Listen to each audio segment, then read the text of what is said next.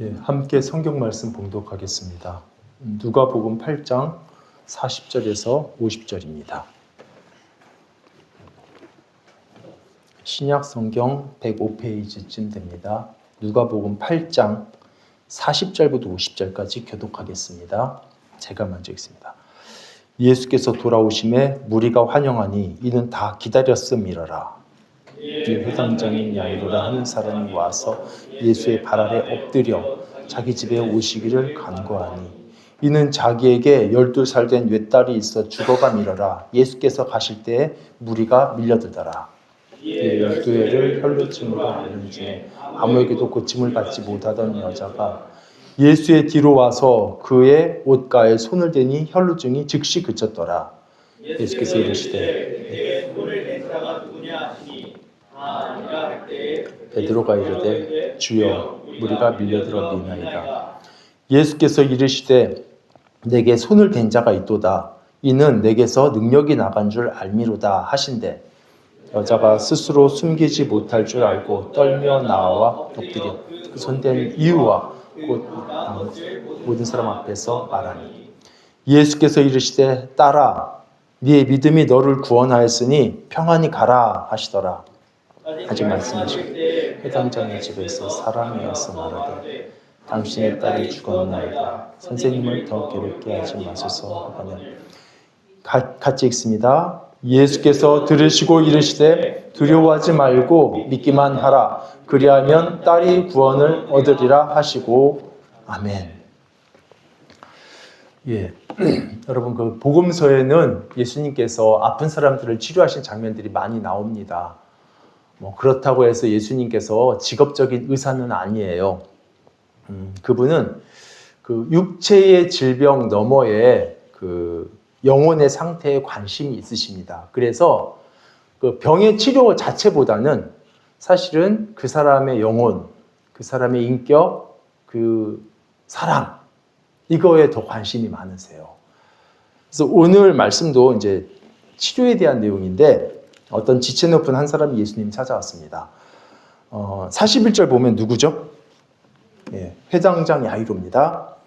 회당장은 회당을 관리하고 율법도 가르치고 그런 사람이니까 그 동네에서 굉장히 지도자겠고 유지고 그래서 율법에도 정통한 사람이에요. 근데 상황이 어찌나 급박했는지 이 지체 높은 사람이 예수님 발 아래 엎드려서 간구를 합니다. 42절에 보시면 이유가 나오는데 뭐 때문에 그러죠? 지금 하나밖에 없는 외동딸이 죽어가고 있어요. 여러분 지금 이 사람은 딸이 병들어서 온 게 아니에요. 병든 딸이 아니라 죽어가는 딸입니다. 이게 조금 다르죠? 여러분 막 이렇게 숨이 넘어갈 듯 이렇게 죽어가는 거를 뭐라 그러죠? 예, 위도가다고 하죠. 예, 지금 그 상태인 거예요. 만약에 딸이 아파서 예수님께 찾아왔다 그러면은 시간이 그렇게 급할 건 없는데 지금은 상황이 다릅니다. 원래는 지금 딸이 죽어가는 그 임종 자리를 떠나오면 안 되죠. 마지막 순간인데. 근데 예수님께서 이 지방에 오셨다라는 소식을 듣고 마지막 희망 가지고 달려온 거죠. 물론 성경에 달려왔다는 내용은 없어요. 그런데 지금 딸이 죽기 전에 오셔야 되니까 상식적으로 당연히 달려왔겠죠. 그리고 엎드려서 이제 와달라고 간구를 합니다. 여러분 지금 야이로 마음이 얼마나 간절한지 그리고 급박한지 이게 이해가 되시죠? 우리들도 만약에 가족 중에 한 사람이 위독하다라든지 아니면 독사에 몰려가지고 지금 빨리 병원 가야 된다. 의식을 잃어가고 있거나 아니면 피가 많이 흘러가지고 빨리 가서 지금 병원에서 수혈을 해야 된다. 이러면 차로 가면서 차선, 신호등 이런 게 보이나요? 그냥 무한 질주하는 거죠. 빨리 가야죠. 지금 야이로가 그 마음이에요. 그래서 이제 예수님께서 함께 가시겠다 해서 이제 출발은 했는데 이 위급한 상황에 장애물이 생깁니다. 뭐냐면 바로 군중들이요. 군중. 여기 42절에 그 끝에 한번 보세요. 예수님께서 가실 때 무리들이 군중들이 밀려들거든요. 이게 뭐냐면 예를 들어서 이제 BTS처럼 이런 유명 연예인이 딱 어디 가면 팬들이 꽉 몰려가지고 어디 꽉 껴있잖아요. 그러면서 밀려 이렇게 조금씩 가잖아요. 지금 그런 상황입니다. 예수님께서 누군가를 고치러 가신다라는 딱 얘기가 나오니까 이제 구경하고 싶어서 구경꾼들이 막 몰려드니까 이게 이제 초킹돼가지고 이렇게 천천히 가게 되는 거예요. 지금 자식이 죽어가는데 고속도로가 막혀가지고 앰뷸런스가 늦게 가는 그 심정. 지금 야이로가 그렇거든요. 근데 이제 더 심각한 일이 생겼습니다. 뭐냐면 이번엔 서행이 아니라 아예 예수님이 멈추셨어요. 43절, 44절을 우리 같이 읽어보겠습니다. 자, 시작. 이에 12회를 혈루증으로 앓는 중에 아무에게도 고침을 받지 못하던 여자가 예수의 뒤로 와서 그의 옷가에 손을 대니 혈루증이 즉시 그쳤더라. 혈루병을 앓던 한 여인이 군중들의 막 했는데 틈을 삐집었어요. 삐집고 들어와가지고 예수님의 옷 끝을 만졌습니다. 왜냐면은 그 여인 마음에 저분의 옷 끝만 만져도 이 병이 나을 것 같다. 사실 이 병 중병이거든요. 12년 동안이나 치료가 안 됐고 의사들이 다 포기했습니다. 그런데 자기 병이 나을 것 같다는 믿음이 생긴 거예요. 혈루병은 이제 피가 계속 나오는 병인데요. 그렇다고 해서 뭐 줄줄 새는 그런 건 아니에요. 상처가 있어서 나온다기보다는 이게 성병의 일종으로 봅니다. 그런데 이제 믿음으로 옷자락을 만졌죠. 예수님 옷자락을 뒤에서 이제 몰래 와가지고 근데 정말 나았습니다. 이건 정말 감사한 일이죠. 근데 문제는 이것 때문에 예수님께서 멈추셨다는 거예요. 안 그래도 지금 군중들 때문에 빨리 가지 못하고 있잖아요. 그렇죠? 근데 아예는 이제 멈추셔가지고 누가 손을 댔는지를 찾으시는 겁니다. 이 여인은 처음에 딱 치료가 됐을 때 숨었어요. 그냥 몰래 치료받고 몰래 가고 싶었습니다. 근데 예수님께서 집요하게 찾으시거든요. 그리고 딱 보니까 아시는 것 같거든요. 그러니까 어쩔 수 없이 나와서 이제 고백을 합니다. 근데 보세요. 예수님 지금 시간이 넉넉한 상황 아니시잖아요. 되게 바쁘시거든요. 이 여인은 이미 병 나았으니까 그냥 가시던 길 가면 될 텐데 왜 굳이 이 여인을 찾으셨을까요? 처음에 말씀드렸듯이 예수님은 병 고치는 직업적인 의사 아니고요. 병 고치는 기계도 아닙니다. 만약에 병을 고치는 게 목적인 의사라면 뭐 다 나았으니까 더 볼 일 없어요. 그런데 주님의 관심은 그 치료 넘어 이 한 사람 그 영혼에 우리의 영혼에 관심이 있기 때문에 그래요. 그래서 가시는 길 그냥 바쁘게 가시기보다는 직접 찾아서 부르시고 그리고 그 영혼에게 평안과 구원도 선포를 하십니다. 주님은 그러니까 우리랑 조금 이렇게 관심사가 다르신 것 같아요. 사실 우리는 조금 반대잖아요. 어떤 면에서 예수님에게 관심이 있다기보다는 그냥 병 고침, 이 여인도 그랬던 것처럼, 그리고 문제 해결, 여기에 관심이 많습니다. 그래서 나의 어떤 필요 때문에 또는 기도 제목 때문에 이제 주님을 찾지만 그게 해결되면은 더 이상 주님이 필요 없는 그런 분위기가 돼요. 그래서 어려운 일이 생기면 막 이제 40일 작전 기도도 시작하는데 그게 끝남과 동시에 기도도 끝나고 주님과의 교제도 끝나요. 근데 어떤 면에서 이제 이 여인이 이랬죠. 그냥 그 고통의 병 치료 받았으니 그렇게 그냥 가고 싶었습니다. 만약에 주님께서도 우리랑 이런 우리랑 비슷했다면 그냥 바쁘니까 가시던 길 가셨다면 어떻게 됐을까요? 그 여인은 그래도 유익은 얻었죠. 못 고치던 병을 고쳤으니까. 그런데 치료 딱 그뿐이에요. 그 이상이 없어요. 주님과의 관계는 절대 형성되지 않습니다. 여러분 우리가 인생을 살면서 중요한 게 단지 병 고침, 문제 해결, 원하는 거 성취가 아니에요. 바로 주님과의 관계가 우리의 생명입니다. 그리고 주님은 그걸 우리에게 주고 싶으세요. 그래서 그 여인을 그냥 보내지 않으시고 불러내셨습니다. 그리고 그 자초지정을 다 들으셔요. 그리고 평안의 메시지도 선포해 주십니다. 우리 48절이 좀 중요하니까 같이 읽어볼까요? 자, 시작.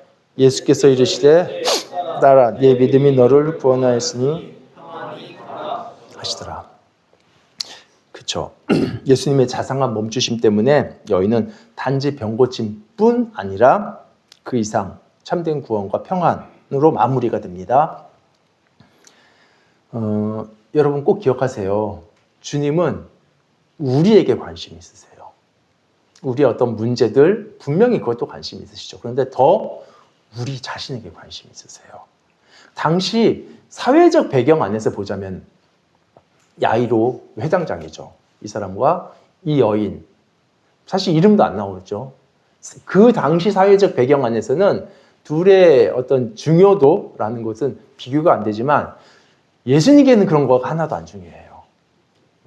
누구든 그 각각 한 영혼에게 관심을 가지시고 평안을 말씀하십니다. 근데 좀 다른 내용이긴 한데 한 가지 좀 특이한 게 있어요. 본문에서 뭐냐면 이 여인이 예수님의 옷자락을 만졌더니 치료가 됐죠. 12년의 불치병이 치료됐습니다. 근데 그 당시에 예수님의 옷자락에 접촉한 사람이 이 여인뿐이었을까요? 군중들이 꽉 쪼였잖아요.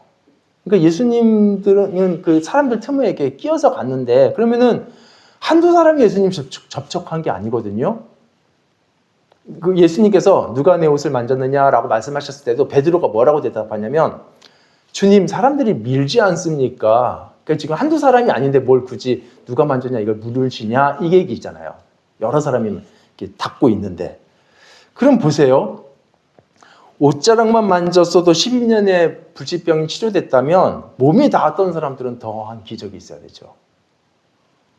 큰 병이 없으면 뭐 무좀이라도 낫던가 아무 병 없으면 뭐 눈이라도 좀 이렇게 좋아지던가 그런데 다른 사람들은 아무 변화가 없는데 유독 이 여인만 변화가 있었습니다. 차이가 뭘까요? 믿음이에요. 이 여인은 믿음으로 예수님의 옷자락을 만졌지만 다른 사람들은 그냥 몸이 부딪힌 겁니다. 여러분, 우리가 주님과의 거리는 중요하지만 믿음이 없으면 아무 소용이 없습니다. 그러니까 우리와 주님과의 그 거리는 이 물리적 공간으로 재는 게 아니라 믿음으로 재는 거리예요. 그래서 아무리 정말 예수님께서 지금 이 자리에 계신다 하고 놀랍죠. 아니 그 성자께서 이 자리에 그리고 막 예수님 옆자리에 앉았어요. 아무 소용없어요. 믿음이 없다면. 성경책이 거룩한 그 책을 내가 항상 내 옆에 두고 책상 위에도 두고 할지라도 그 내용에 믿음으로 반응하지 않는다면 그게 무슨 의미가 있습니까? 또 삶의 방식이 종교적이에요. 물건만 따르죠. 어이 주여 막 이러고 이런 이렇게 종교적인데 그렇지만 그 자체로 주님과 관계가 아무 중요하지가 않아요. 중요한 건 믿음입니다. 여러분 꼭 기억하세요. 종교로 우리를 이렇게 감싸고 치장할 필요 없어요. 믿음이 중요한 겁니다. 이제 다시 또 본론으로 좀 넘어오면 그 무명의 여인에 대해서 예수님께서는 은혜와 관심을 이렇게 베푸시고 나누셨는데 이제 이 얘기하다 보니까 사실 야이로가 조금 뒷전이 됐죠. 근데 정작 오늘 본문에서 메인은 이 여인이 아닙니다. 이 여인에 대한 이야기도 중요하지만 전체 큰 문맥 안에서는 지금 야이로의 이야기거든요. 이게 여인의 입장에서는 이 지금 상황이 감사이고 은혜이지만 지금 딸이 죽어가는 야이로 입장에서는 이게 기가 막힌 상황이거든요. 이 여인이 불쌍한 여인이 치료된 거 감사해요. 주님의 은혜를 경험하는 거 정말 감사해요. 근데 이 시간에 내 딸은 죽어가고 있어요. 예수님만 문제 안 삼았으면 그냥 지나칠 수 있는 일인데 주님께서 굳이 멈춰서 손댄 자 찾으셨고 그리고 여기 보세요. 47절에 보면 자초지정을 다 들으세요. 아마 성경은 요약해서 나오겠지만 이 여인이 자신이 과거에 어떻게 병에 걸렸는데 의사들이 어떻게 치료하고 가산 다 탕진했고 그 얘기 되게 길게 나왔을 거라고요. 그리고 끝으로 예수님께서는 보너스 축복까지 해주셨습니다. 여인에게 베푸는 사랑은 좋지만 지금 위급한 상황이고 근데 주님은 모든 시간을 다 이 여인에게만 쓰고 계십니다. 그리고 더 심각한 거는 주님께서 이 여인에게 그래 평안히 가라 이런 축복에 보너스 축복을 해주시는 동안 내 딸이 죽어버렸어요. 우리 49절을 읽어봅시다. 자, 시작. 아직 말씀하실 때에 말씀하라되 죽었나이다. 선생님을 더 괴롭게 하지 마소서 하거늘. 그러니까 좀 맨 앞에 문구가 좀 마음 아픈 표현인 것 같아요. 아직 말씀하실 때에. 이게 무슨 얘기죠? 아직 말씀하실 때에. 그 앞에 48절에서 여인에게 말씀하시고 있는 그 동안입니다. 거기 때 뭐라고 하셨었죠? 48절에서 딸아 내 믿음이 너를 구원하였으니 평안히 가라. 이 말씀을 하시는 중에 아직 안 끝났어요. 이 말씀이. 그 말씀 하시는 중에 야이로는 당신 딸 죽었습니다 라는 그 말을 한 박자 차이로 오버랩돼서 듣고 있어요. 주님께서 저 딸에게 생명과 구원을 말씀하실 때 나는 내 딸의 죽음의 메시지를 듣고 있다고요. 저 사람이 승진했다 그 소식을 듣는데 나는 정리해고 통지를 받고 내 친구는 합격 통지서 받았는데 나는 탈락됐다라는 통지서를 받았어요. 아니 저 집사님에게는 하나님께서 은혜를 베푸셔서 기적적으로 질병을 치료해 주셨는데 하나님 왜 나한테는 그러시냐고요. 여러분 지금 예수님께서 지체하시는 동안 외동딸 죽어버린 야이로의 마음 아시겠죠? 이 여인은 주님께 소중하고 나는 아닌가? 저 여인에게 행하시는 주님의 그 모습은 자상함과 사랑 그 자체인데 그게 야이로한테는 무관심인 거예요. 이런 상황을 직접 겪는다면 정말 너무 서글프죠. 그러니까 오래전에 제가 20대 초반에 뭐 여러분 정도 됐을 때 20대 초반에 이제 그때 이제 청년부 예배 시간 끝 시간에 저희들은 어떤 게 있었냐면 이제 쉐어링이라고 해가지고 누구든 자유롭게 자기가 나누고 싶은 얘기 다 나누는 그런 시간이 있었어요. 그 순서가. 근데 이제 후배가 여자 후배였는데 나와가지고 그런 얘기 하더라고요. 자기가 한 주간 진짜 너무 힘들었대요. 이렇게 지옥 같은 삶을 경험한 거예요. 근데 보통 힘들면 기도를 하는데 너무 힘드니까 기도를 못 하겠더래요. 한숨만 나오고 신음소리만 나오고. 그런데 하나님께서 그 신음소리에 응답하셔서 이런 것들이 해결이 됐다라는 거죠. 그러면서 그 얘기를 하더라고요. 늘 그냥 습관적으로 불렀던 복음송인데 정말 그 말이 맞구나. 그거를 깨달았는데 뭐였냐면 그거 있잖아요. 하나님 사랑의 눈으로 너를 어느 때는 아시나요? 네, 바라보시고 하나님 인자한 귀로서 언제나 너에게 귀 기울이시니 어두움에 밝은 빛을 비춰주시고 그 다음에 너의 작은 신음에도 응답하시는 그게 정말 맞더라. 정말 하나님께서 나의 작은 신음인데 뭐 소리내서 기도한 것도 아닌데 응답하시고 너무 감사하다. 이런 은혜로운 간증을 했거든요. 그때 후배의 그 간증을 듣다가 저도 뭐 눈물이 날 뻔했어요. 근데 은혜 받아서가 아니라 서러워서. 왜냐하면 그때 제가 하나님께 간절하게 기도하던 게 있었거든요. 너무 중요한 문제라서 정말 간절하게 오랜 기간을 금식하면서 기도했던 문제예요. 그런데 누구는 신음소리만 해도 바로 해결해 주시고 누구는 하나님께 그렇게 부르짖어도 들은 척도 안 하시고 하나님 도대체 왜 그러시는 거예요? 그때 너무 서글펐거든요. 아니 누구한테는 저렇게 하시고 왜 하나님이 나한테는 이렇게 하시는 거죠? 다른 사람의 아픔에 그렇게 빨리 응답하시는 하나님께서 왜 나에게는 그렇게 오랜 시간을 침묵으로 기다리게 하시는가? 물론 이제 그때는 이해가 안 됐지만 나중에는 이해가 다 됐어요. 하나님은 절대 편애하지 않으세요. 하나님께서 우리가 풀빵같이 똑같지 않기 때문에 인도하시는 길이 다를 뿐이지 나에게 가장 최선의 길로 가장 사랑의 길로 인도하시는 겁니다. 결과적으로는 그래요. 알았어요. 그러니까 나 한 사람을 전부의 사랑으로 살아가신다고요. 근데 여러분한테도 그러세요. 근데 어쨌든 그때만큼은 하나님이 이해되지 않았고 정말 서글프고 아팠습니다. 근데 아마 야이로도 그랬을 거예요. 예수님 왜 야이로한테 이렇게 하시는데요? 이제 남은 시간은 이 부분에 대해서 여러분하고 좀 나누고 싶은데 여러분이 동의하실지는 모르겠지만 사실 예수님의 관심은요, 야이로에게서 한 번도 끊어진 적이 없습니다. 우리가 본문의 흐름을 보면 사실 이렇게 돼 있잖아요. 처음에 야이로에게 관심이 있죠. 간구를 하니까. 그러다가 중간에 어떤 사건 때문에 이 관심이 여인에게로 옮겨갔다가 그리고 다시 여인 이제 평안히 보내고 다시 야이로에게로 옮겨진 것처럼 보이잖아요. 근데 그렇지 않습니다. 처음부터 끝까지 내내 야이로에게서 관심이 끊어진 적이 없어요. 심지어 이 여인하고 막 이렇게 대화하시는 그 동안에도 예수님의 관심은 야이로에게 있었습니다. 여인에게도 있었지만. 보세요. 예수님께서 이 여인을 집요하게 찾으셨죠.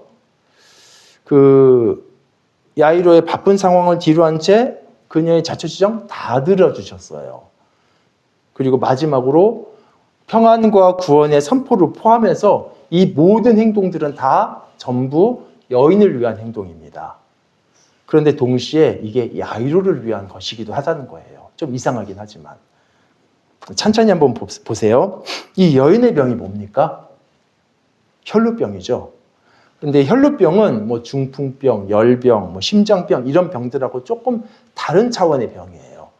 구약 레위기를 보면 하나님 앞에 부정한 병이 두 가지가 있습니다. 뭐냐면 나병, 그러니까 문둥병이라고 하죠. 나병과 유출병이에요. 근데 이제 본문의 혈루병은 유출병의 범주에 들어가는 겁니다.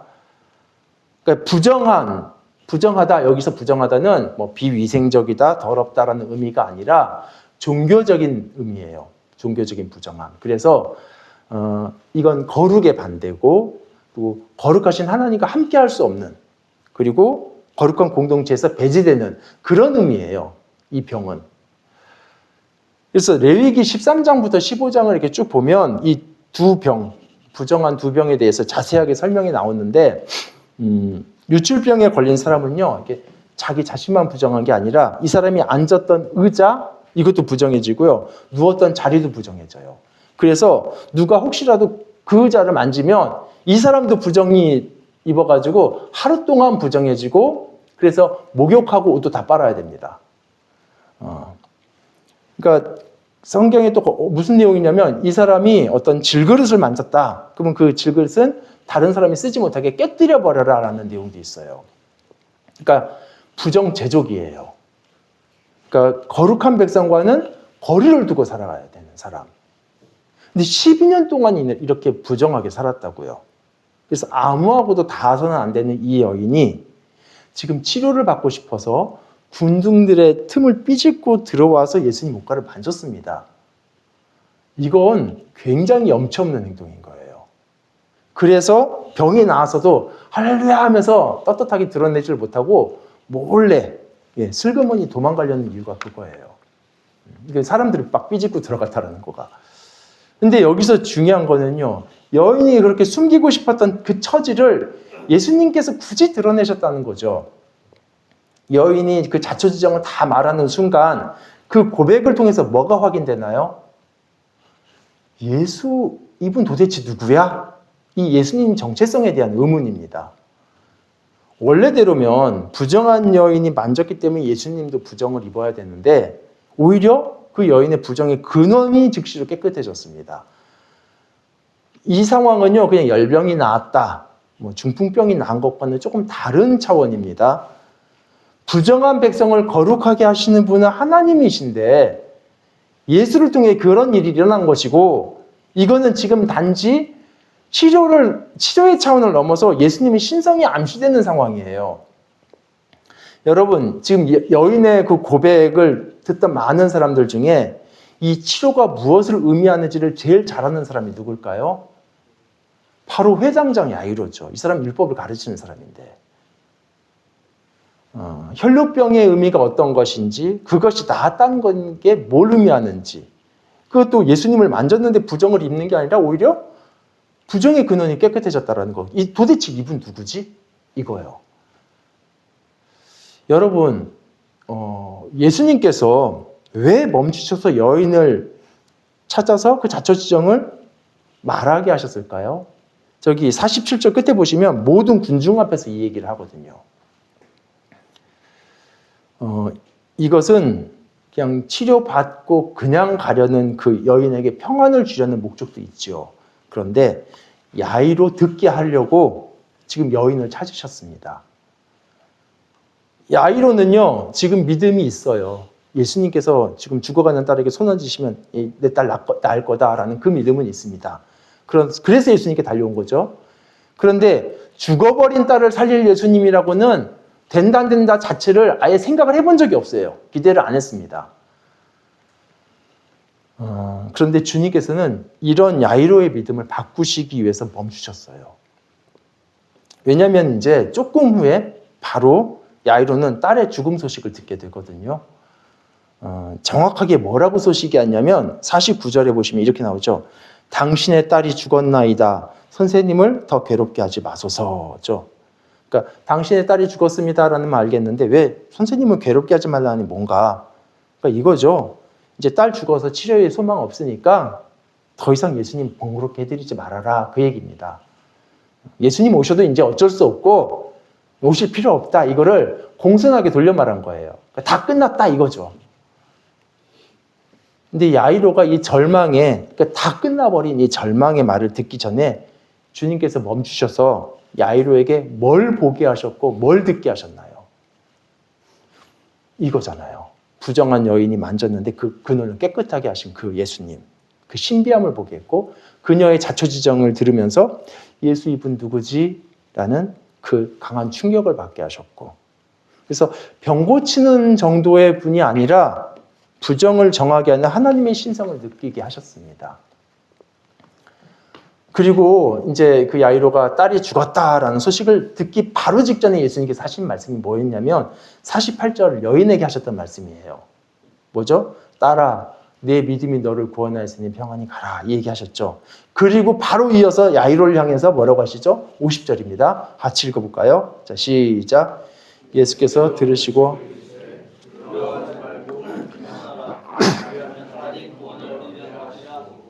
48절과 50절을 비교해 보세요. 방금 읽은 50절은 여인에게 말씀하셨던 48절의 메아리 같습니다. 이 두 번의 예수님 말씀은요. 단어의 순서는 다르지만 핵심 내용이 같아요. 딸아, 내 믿음이 너를 구원했다. 믿기만 하라. 그러면 내 딸이 구원을 받을 것이다. 믿으면 구원받는다라는 것이 공통적으로 메아리치고 이미 구원 얻은 이미 치료된 믿음으로 구원받은 딸에게는 평안히 가라라는 말씀하시고요. 이제 믿음으로 딸이 구원받아야 될 야이로에게는 두려워 말라라는 차이가 있을 뿐입니다. 여러분 예수께서는요. 저 여인은 믿음으로 고침받았구나라는 것을 야이로가 깨닫기를 원했어요. 그리고 너도 믿으면 똑같이 구원받는다, 고침받는다를 말씀하시는 겁니다. 그래서 딸의 죽음의 소식을 듣기 전에 예수님이 어떤 분이신지를 깨닫게 하셨고 딸의 죽음의 소식을 듣기 전에 믿으면 딸이 구원받는다는 것을 그 신뢰를 보여주신 거죠. 그래서 여러분 그 앞선 장면에서 막 예수님께서 여인을 찾으시고 여인과 대화하시고 이 모든 것들 사실 관심은 다 야이로죠.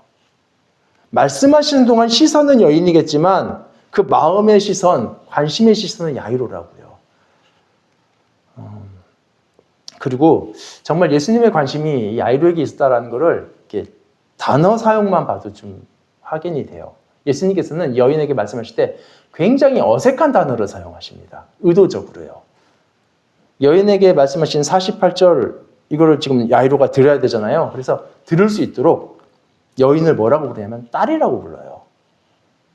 여러분 12년 동안 혈루증에 걸린 여인에게 딸이라고 불렀다? 이건 굉장히 좀 어색하고 상식이 아니에요. 왜냐하면 혈루병은 성인에게 오는 병이기 때문에 12년 동안이었으면 나이가 꽤 될 겁니다. 어쩌면 30대 초반인 예수님보다 나이가 더 많을 수도 있어요. 나이가 적더라도 딸이라고 부를 만한 그런 차이가 아니라고요. 더구나 복음서 전체를 다 뒤져보면 예수님께서 어떤 여인에게 딸아 이렇게 부르신 적이 있느냐? 한 번도 없어요. 굳이 어색한 이 장면 외에는. 그리고 본문 안에서도 굳이 딸이라고 부를 만한 사람이 한 명 있긴 하죠. 그 12살짜리 야이로의 딸 꼬맹이. 근데 걔한테는 그냥 아이야 일어나라 하셨지, 처음으로 유일하게 한 번은 이상한 바로 이 여인에게 딸아 이렇게 얘기하셨어요. 나이 많은 여인에게 굳이 어색하게 딸이라고 부르시는 목적이 뭘까요? 야이로가 자신의 딸을 바로 중첩시킬 수 있도록 말씀하신 게 아닐까요? 딸아, 내 믿음이 너를 구원했다. 믿기만 하면 너의 딸이 구원을 받는다. 이제 고침받은 여인과 야이로의 딸을 이렇게 동일시하도록 암시하십니다. 근데 누가복음의 저자인 누가도 이 복음서를 읽는 사람들이 그렇게 해석하도록 암시를 해놨어요. 뭐냐면 야이로의 딸이 몇 살이었죠? 12살입니다. 여기 나오죠? 그리고 바로 그 다음 절에 이 여인이 12년 동안 혈루증을 앓았다고 나와요. 사실 애 나이가 몇 살인지 몇 년 동안 아팠는지 뭐 그게 중요한 건 아닌데도 굳이 명시를 해서 중첩을 시킵니다. 이제 여러분이 한번 판단을 해보세요. 바쁜 걸음 멈추고 여인을 찾으시고 그 자초지정 다 들으시는 것이 야이로한테 관심이 없어서인가요? 그 여인에게 자상한 구원, 평안을 선포하신 것이 애타는 야이로의 마음을, 그 아픔을 몰라서 그러시는 걸까요? 이 모든 것은 다 여인을 위한 것이고 이 모든 것은 다 야이로를 위한 것입니다. 그래서 죽어가는 딸 살리는 정도가 아니라 죽은 딸 살리는 생명의 주인으로 믿게 해주시려고요. 이제 야이로 이야기는 이제 그만하고 우리에게 적용을 하고 마쳤으면 좋겠어요. 여러분, 그 주님께서 우리에게도 동일하게 우리의 삶도 인도하시잖아요. 나와 동행하시던 주님, 나와 동행하시고 내 길을 인도하시는 주님 감사하죠. 그런데 예수님께서 멈추시면 내 애타는 사연을 몰라서 그러신 게 아니라고요. 나의 믿음을 이 야이로처럼 다시 세우시기 위해서. 그래서 내 문제를 해결해 가시는 주님의 발걸음도 사랑이지만 가시는 길을 멈추심도 여전히 사랑입니다. 여러분, 우리가 때로는요, 주님께서 나 잊으셨나? 이런 마음이 들 때 있어요. 다른 사람들이 막 쫙쫙 길이 뚫리는데 나는 막힌 것 같고 주님께서 나 혹시 잊으셨나? 근데 주님의 시선은 여러분에게서 끊이지 않습니다. 지금도. 자꾸 내가 기대한 대로 하나님께서 해주셨나 안 해주셨나 그걸로 하나님의 사랑을 측정하지 마세요. 주님은요 어차피 내 기대대로만 하시는 분은 아니시더라고요. 정말 주님께서 내가 기대한 대로만 그렇게 다 해주시면 큰일 날 일이 많아요. 그리고 내가 기대하는 것보다 주님의 기대가 훨씬 더 크기 때문에 주님의 기대대로 되는 게 더 아름다운 것이고 더 멋진 일이고요. 그래서 주님께서 계획하신 바대로 우리에게 이루어 주십니다. 그래서 여러분 꼭 기억하세요. 주님께서 나와 함께 내 딸 고치러 가는 그 발걸음도 나를 사랑하시지만 멈추시는 것도 사랑 때문이고 심지어 뒷걸음질쳐도 사랑이에요. 내 딸이 살아나도 사랑이지만 설령 내 딸이 죽어도 그거 우리 사랑하시고 우리를 위해서 이루시는 일들입니다. 그러니까 주님 신뢰하고 가세요. 그리고 여러분 삶을 앞으로도 계속 살아가시면서 이 야이로에게 하셨던 말씀, 50절이죠. 그거 꼭 기억하세요. 두려워하지 마세요. 믿기만 하세요. 그러면 구원을 받을 것입니다. 우리 같이 기도하겠습니다.